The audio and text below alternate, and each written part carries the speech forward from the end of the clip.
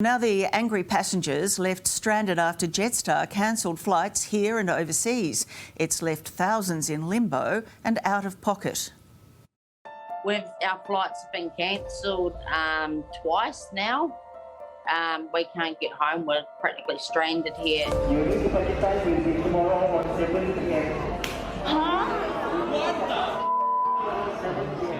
It's a snowball effect. You don't get on that flight, you cash in annual leave that it gets wasted. Holy very average.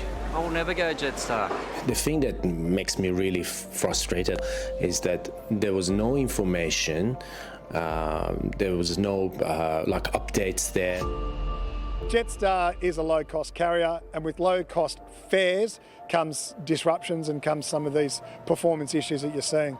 This is actually extraordinary and a result of the staff shortages that you're seeing around the world. Casey and Kim were having a great time in Bali until their flight home got cancelled twice.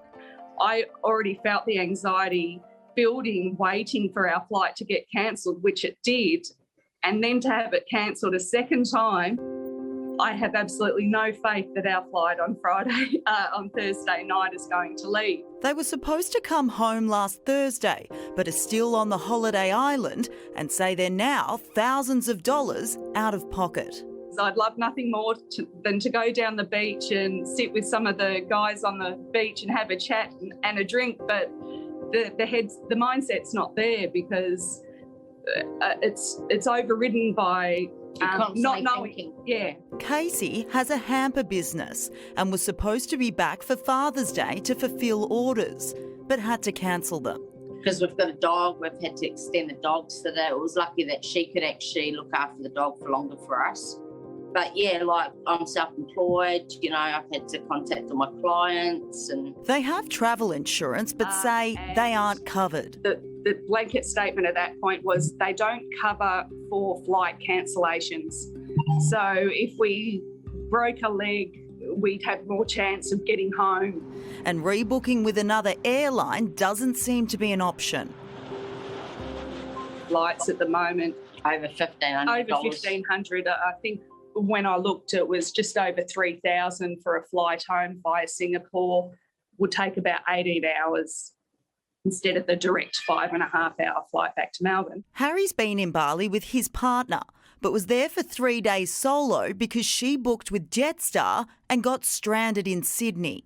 So for me, it is the fact that it felt like there was just very little care about how this impacted us. And especially, people like myself, my partner, this is our first international trip in years, and I imagine it's for many people.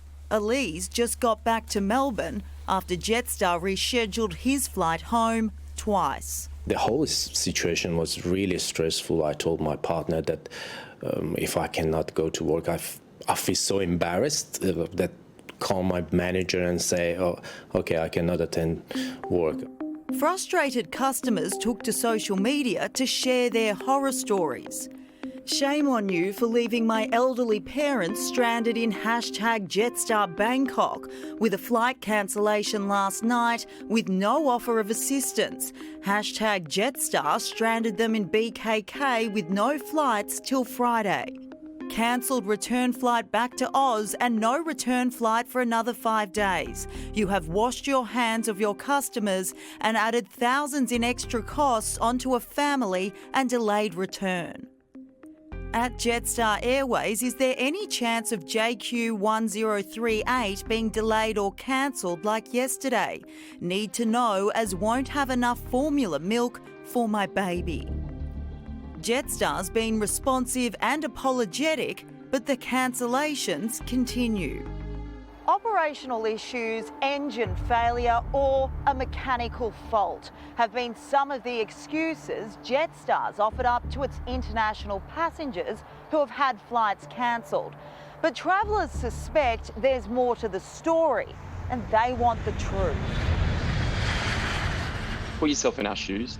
Try and find some empathy and just be honest. Don't overbook your flight so that you don't get into this kind of trouble. We're all left wondering what's wrong with them. They can't keep blaming COVID, surely. There's got to be staff shortage, which I understand, but they've got to come out, they've got to tell people what's happening. Kaz touched down on time in Sydney today from Bali after travelling with Virgin. Back at work tomorrow, I can't afford to be late. So, yeah, I needed someone that was going to get me back on time. But her friend's holiday with Jetstar didn't run quite as smoothly. My friend was on the tarmac for 3 or 4 hours on Saturday and then had to get off her flight here in Sydney and come over the next day. How are they going? Well, they're not. One friend there, she's there, but her husband's still here in Sydney. Doesn't know when he's going to get there, if he's going to get there. Tommy also went with Virgin, but his mate had to take the long way home with Jetstar. He was flying out same time as us last night. He got an email the day before saying that it was cancelled, and I think he picked one up via Melbourne. So he'll get home. I don't know when he'll get home, but he has to be home as well, so yeah, he wasn't very happy. Quentin Long from Australian Traveller says this is exactly what travel insurance is for, and make sure you check your policy.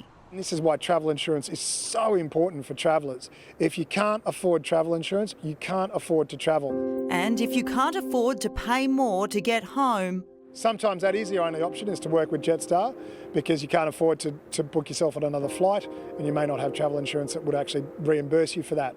So you just have to be patient and take their guidance. I would say if you cannot run a low-cost carrier, just shut it down. Won't do Jetstar. Get us the bloody hell out of here. Jetstar says it's putting on 5 special services to bring people home from Bali on Qantas flights, and the majority of impacted passengers have now been re-accommodated. The full statement is on our website.